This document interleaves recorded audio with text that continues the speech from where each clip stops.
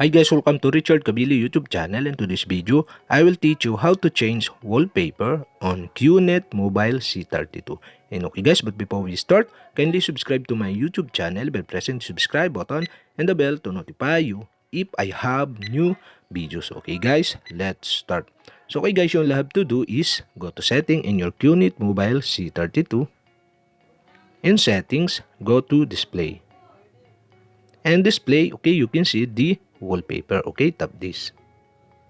And okay, you can choose a wallpaper from photo or wallpaper. So for my example, I go to on photo.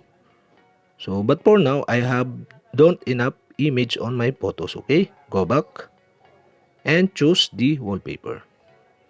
Below, you can see the sample of image here, and you can change it into wallpaper. So for my example, I select this one image or photo, and after you select, tap the set wallpaper on the upper left side on your screen to save the wallpaper. And okay guys, that's it. We have successfully changed wallpaper on Qnet Mobile C32. And okay guys, if you have a question, can comment below, and don't forget to hit the subscribe button and the bell to notify you if I have new videos. Okay guys, thank you for watching.